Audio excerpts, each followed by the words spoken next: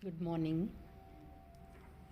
Let us look at the poem To Autumn by John Keats. We have already gone through the biography of John Keats and another poem by him, which was a sonnet, When I Have Fears. This poem is titled To Autumn. The introduction to the poem. To Autumn is an ode by the English Romantic poet John Keats, written in 1819. It is the last of his 6 odes, which include Ode to a Nightingale and Ode on a Grecian Urn, which are some of the most studied and celebrated poems in the English language. The poem praises autumn, describing its abundance, harvest, and transition into winter, and uses this intense, sensuous imagery to elevate the fleeting beauty of the moment.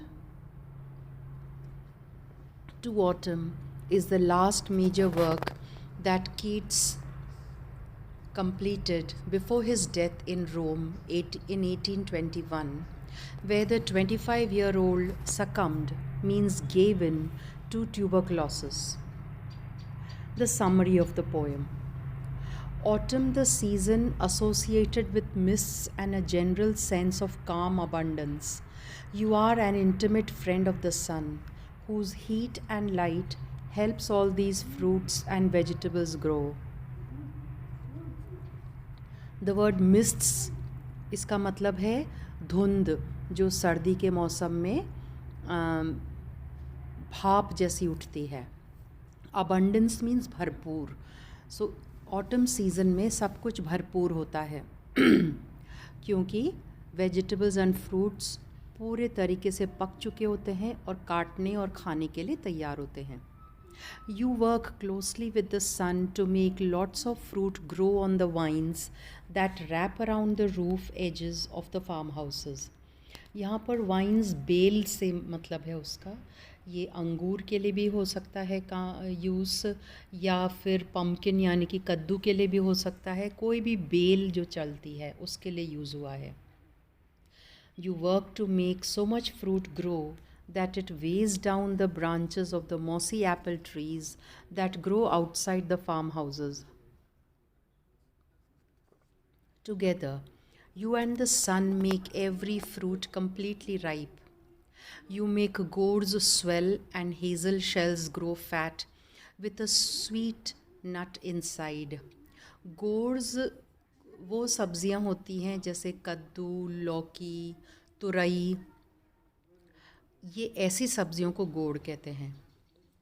You make the flowers grow new buds यानी कि कलियां and keep growing more, and when these buds bloom, bees gather the flowers pollen. Pollen वो पदार्थ होता है जो फूलों के बीच में होता है जिसके अंदर रस छुपा होता है. Those bees think your warmth will last forever because summer brought so many flowers and so much pollen that the beehives are now overflowing with honey. Beehive मतलब मधुमक्खियों का छत्ता जिसके अंदर शहद इकट्ठा किया जाता है. Who hasn't noticed you, autumn, in the places where your bounty is kept? Any person who finds themselves wandering about is likely to find you sitting lazily on the floor of the building where grain is stored, and notice your hair lifted by the light wind that separates strands of hair in the same way a harvester might separate the components of a grain of wheat. Harvester यानी कि धान को काटने वाला, जब खेत में धान पक जाता है उसको जब काटते हैं. Anyone might also find you asleep in the fields on an incompletely harvested crop row, fatigued यानी कि tired, थके हुए, because of the sleep inducing aroma of the poppies. Poppy एक फूल है जिसके फल से हमारे को अफीम मिलता है, जिसको इंग्लिश में ओपियम कहते हैं, और ये एक नशीला पदार्थ होता है यानी कि ड्रग होता है, और इसके सेवन से नशा आता है. In that case, your scythe. Scythe एक औज़ार है जो खेतों में धान काटने के काम आता है, जिसको हम हिंदी में या राजस्थानी देसी भाषा में हसिया कहते हैं. क्वेश्चन मार्क का, प्रश्न चिन्ह के शेप का होता है, देखा होगा आप सब ने. Which you had been using to cut the crops would be cast to the side. Cast to the side मतलब पास में वो रखा हुआ होगा. It would just be lying there, and therefore the next section of the twisted flowers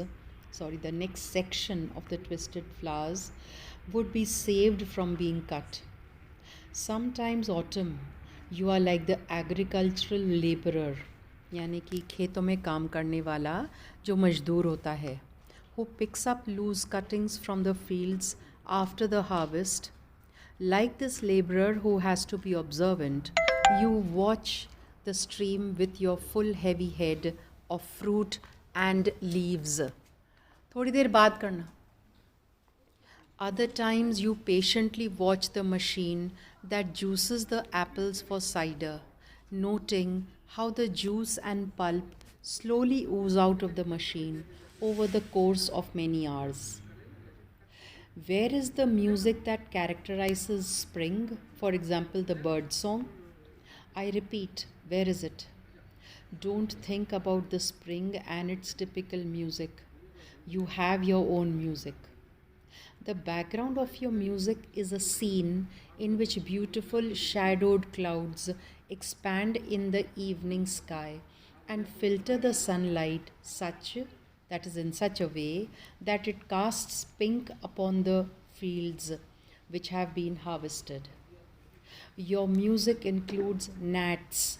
gnats वो जीव या कीटाणु होते हैं जो पानी के आसपास उड़ते हैं या जंगलों में या जो झाड़ियों के वहाँ पर उड़ते दिखाई देते हैं.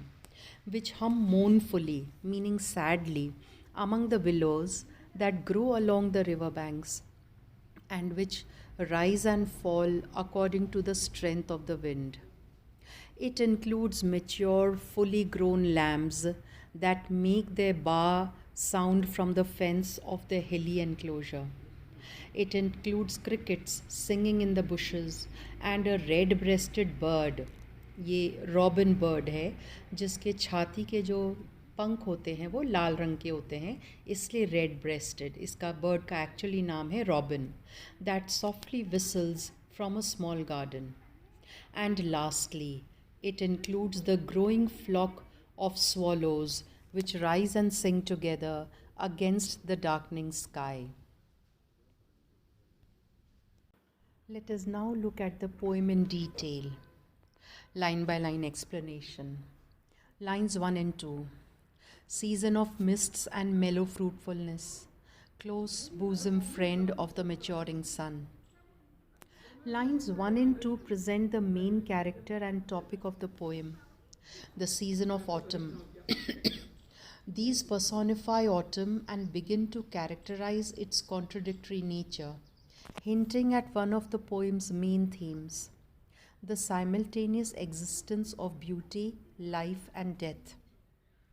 These lines also preview how the rest of the poem will deal with meter and punctuation.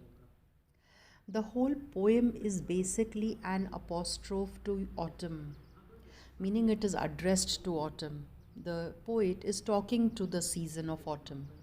The title is To Autumn, and autumn is explicitly addressed in each stanza.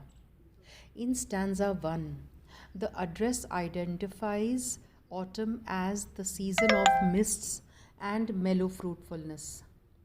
This word choice characterizes autumn. It is a season whose distinguishing characteristics include its mistiness, जिसको हम हिंदी में धुंध कहते हैं, and mellow fruitfulness. Mellow हल्का, fruitfulness यानी कि बहुत सारे फल एक साथ इस मौसम में उगते हैं. These two features work both with and against each other. In one sense, the mist is part of what makes autumn so mellow, hanging over the fields in soft, peaceful silence. On the other hand, the mist is something that conceals, means that hides. Lurking behind it.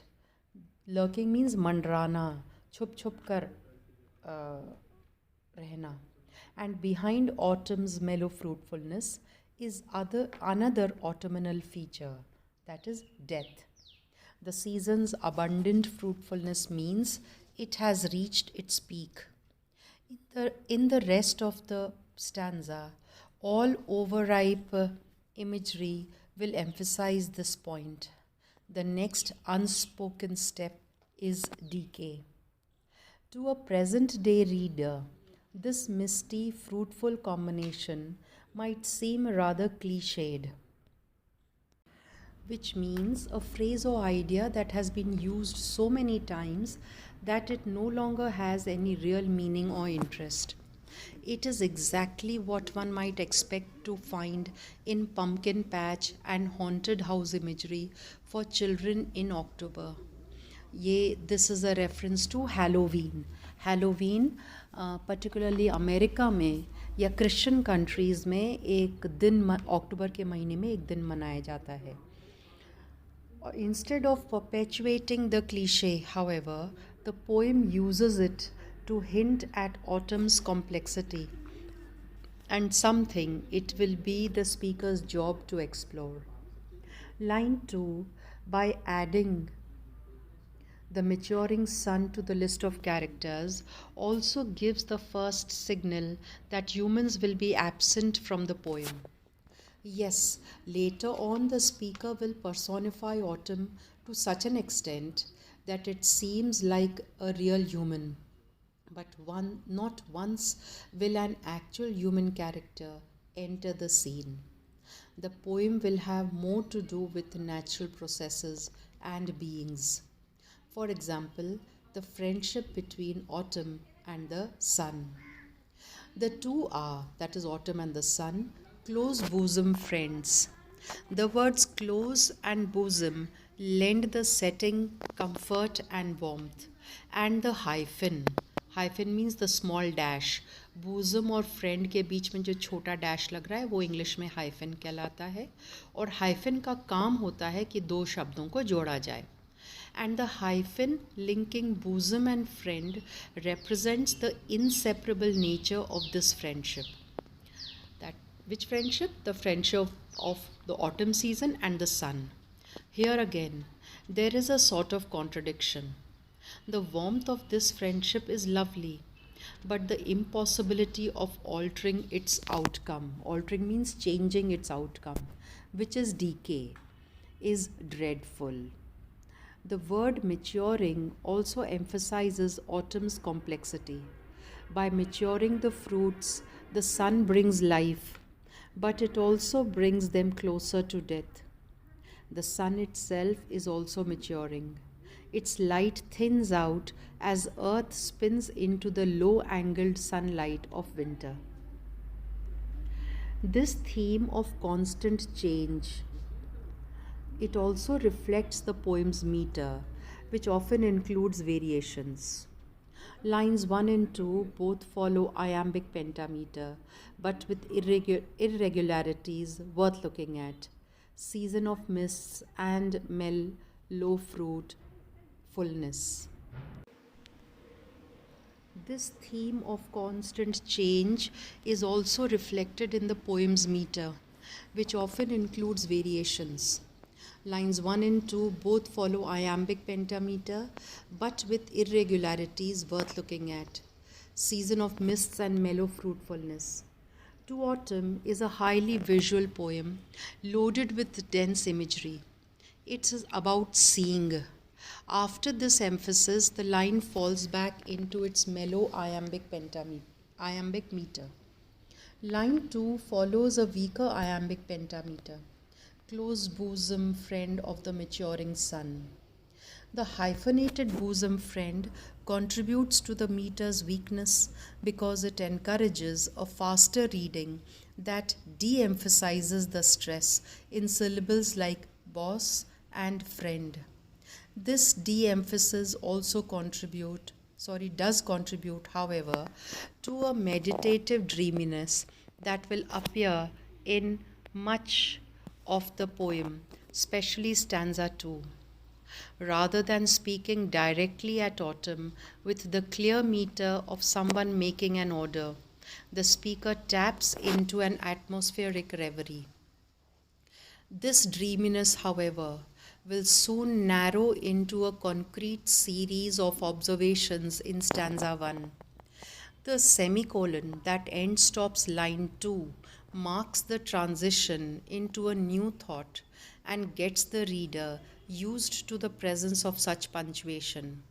Semicolons as well as commas end stop many lines in the poem, imposing a little bit of order on the poem's overwhelming imagery.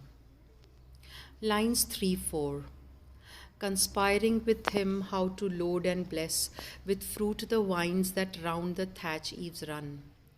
Lines 3 and 4 further emphasize the autumnal contradictions introduced in lines 1 and 2. They also flesh out the poem's autumnal setting. First, autumn and the sun are described as conspiring to load and bless the land and trees with fruit. First, autumn and the sun are described as conspiring to load and bless the land and trees with fruit. Conspiring is certainly the most unusual word in this line. It connotes secrecy and criminality. Does that fit with the warmth and mellowness of lines 1 and 2? It does, at least partially. In fact, this description shares a lot in common with mists, which are light and peaceful at the same time, that they hide something else. From this perspective, the mists can be thought of as elements in the grand conspiracy between autumn and the sun to bring everything into a state of peace, but also decay. But there are also ways in which conspiracy has a less nefarious meaning. Nefarious is the word is connected with crime. Conspiracy यानी कि षड्यंत्र. A conspiracy might not be criminal, but instead just mysterious and out of reach. The speaker chooses the word to express his or her awe over the hugely transformative seasonal process. The words load and bless support this reading. The land is made bountiful, which occurs to the speaker as a blessing, partly because it is beyond the speaker's control.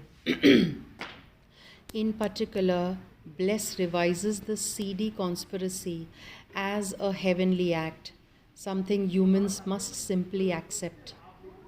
This blessing leads to an overflowing tangle of natural growth. The syntax means the arrangement of words in the line of line 4 reflects that. This syntax is inverted with the object of the preposition fruit coming before the direct object vines. This phrase also places the verb run at the end of the sentence rather than next to its subject, which is vines. If the sentence followed more intuitive grammar, the line would have read, load and bless the vines that run round the thatch eaves with the fruit. The line's funky syntax, which is tangled with a thicket यानी कि पेड़ों या झाड़ियों का झुरमुट, expresses the intertwining it expresses. Despite its tangled syntax, line 4 falls into perfect iambic pentameter. With fruit the vines that round the thatch eaves run. एक लय है इस लाइन में. This language which expresses the winding plant life fits a natural metrical order, reflecting the way in which the abundant plant life fits the natural seasonal order of autumn. This order is powerful enough not to be hindered by man-made impediments. Impediments यानी कि रुकावटें, such as the thatch eaves, which refer to the roofs of the farmhouses. Also, this mention of roofs is the first time the poem notes a human presence not related to personification. This detail adds depth to the setting. The poem, it is now clear, does not address autumn generally, but locates it in a place inhabited by humans, which other details will reveal to be a place of agricultural production. Lines 5 to 8. To bend with apples the mossed cottage trees, and fill all fruit with ripeness to the core, to swell the gourd and plump the hazel shells with a sweet kernel. The main purpose of lines 5 to 8 is to depict an abundance so complete that it approaches death. यानी कि सब कुछ इतना भरपूर है कि अब किसी चीज़ की ज़रूरत नहीं है, बस अंत की यानी कि डेथ की. The images in these lines are both static, meaning still, and dynamic, meaning active and moving. They seem to appear in a still life, yet also convey an intensely active growing process. The intensity of the images seems to freeze them in time. Before the speaker's eyes appear moss mossed cottage trees, swollen gourds, plump hazel shells, and a sweet kernel. Each image vividly captures how these objects look and feel. Furthermore, the poem's punctuation fixes these words in place, emphasizing the stillness of the scene. The ripe fruit is divided from the other images with a semicolon end stop, for example, and the swollen gourd is set apart from the hazel shells by a comma. All of this detail and division gives the reader the impression that time stands still.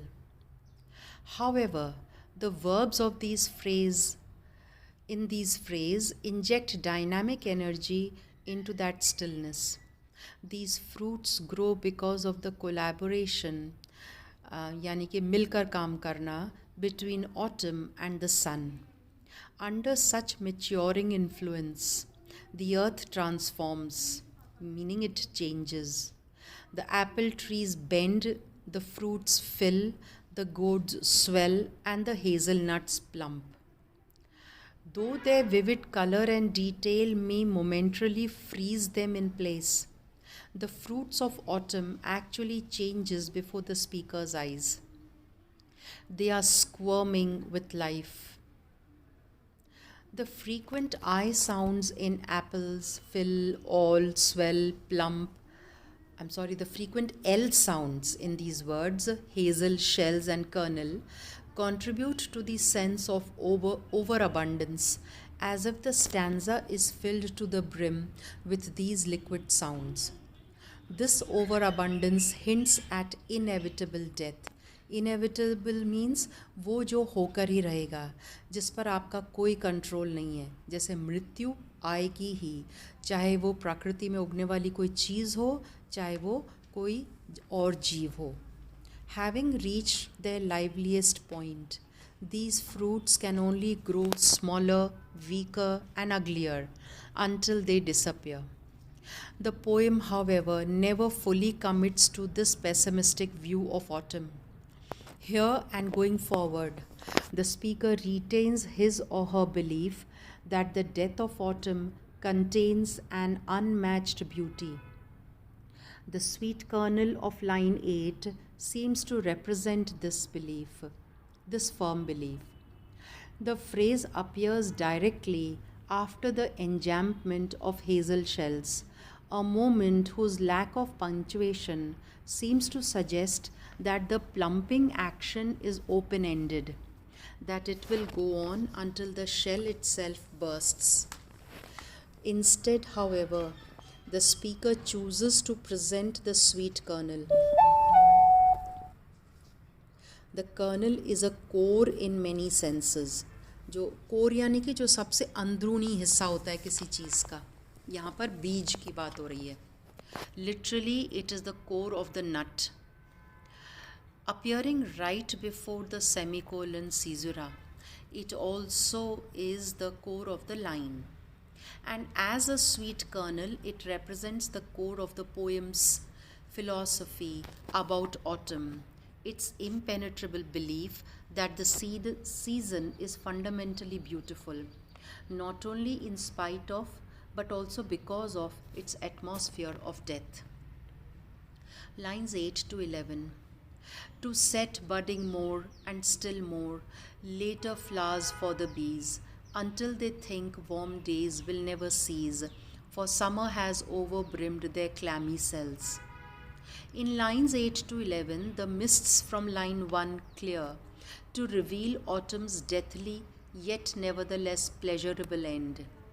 They reflect the speaker's ambivalence between two tendencies. एम्बिवालेंस यानी कि बीच की स्थिति में बनी रहना, किसी भी तरफ कोई एक्सट्रीम बात की तरफ नहीं झुकना. To bask in the opulence of the sun on one hand and to acknowledge winter's fast onset on the other. The flowers of lines 8 and 9 follow the semicolon as if blooming from it. Their budding seems like it could go on forever. The phrase "and still more" conveys the speaker's amazement at such prolific output, suggesting both the autumn's incredible abundance and the speaker's disbelief that this state will last. The phrase "later flowers" further marks the fragility, meaning कोई चीज़ जो बहुत नाजुक होती है, नाजुकता of autumnal life, since autumn's latest flowers are the soonest to be ravaged. Ravaged means destroyed by winter. Then the bees appear, crowding out the poem's other images with their buzzing swarms. Buzzing वो आवाज़ है जो मधुमक्खियों के उड़ने से होती है या किसी भी परजीव के उड़ने से होती है जब वो अपने पंख फड़फड़ाता है. एंड स्वॉर्म्स का मतलब है झुंड. कोई भी कीटाणु या मच्छर या कीड़ा जब उड़ता है, जब झुंड में उड़ता है, उसको इंग्लिश में स्वॉर्म कहते हैं. Thanks to the lateness of the infinitely blooming flowers, the bees think warm days will never cease. In this use of the pathetic fallacy, the speaker assigns the hive-minded bees the sort of thought a human might have during autumn. The warmth यानी कि fallacy यानी कि कोई भी चीज़ जो गलत धारणा हम मान के चलते हैं. The warmth, bounty and fullness of this season are so pleasurable that a person might easily convince him or herself that these things will last forever. By assigning this thought to the bees, however, the speaker also distances him or herself from this thought, acknowledging suspicion of it. The speaker can empathize with the bees and may even indulge in similar thinking, but also knows that it's ultimately self-delusion. Autumn eventually ends and winter takes its place. Much like the previous lines, the speaker's word choice and the syntax दोबारा बता रही हूँ, यानी कि word arrangement in a sentence of the clauses contribute to the sense of abundance in the images. For instance, in line 11, consonance creates a glut of the M sound. For summer has overbrimmed their clammy cells. The double M's look like gushing fountains. जैसे कोई फव्वारा हो और उसमें से बहुत तेज़ रफ्तार में पानी निकल रहा हो. जब तेज़ रफ्तार में पानी बाहर आता है तो वो गशिंग कहलाता है, वो जो आवाज़ होती है. Mirroring the context of the overflowing beehive. यहाँ पर फाउंटेन्स की तुलना मधुमक्खी के छत्ते से की है जो रस से भरपूर हैं और वो रस बाहर निकलने के लिए तैयार है. रस यानी कि शहद. Line 11 ends on a period, revealing that this whole stanza is just one sentence. Another structural feature of the poem that reflects the never ending growth of the fruit. In terms of syntax, these lines contain the most subordinate clauses in the whole stanza. That is, each phrase's beginning, to set, until they, for summer, refers back to the previous phrase. Whereas the stanza's earlier lines present autumnal images in a paratactic list, these lines twist back on themselves, as if trying to penetrate the kernel of line 8. The stanza's earlier syntax breaks down. Finally, the speaker, wiping the sweat from his or her brow, ends the sentence and moves on to the next stanza. Here we end stanza 1 of the poem, and we will continue in the next session with the rest of the poem. Thank you.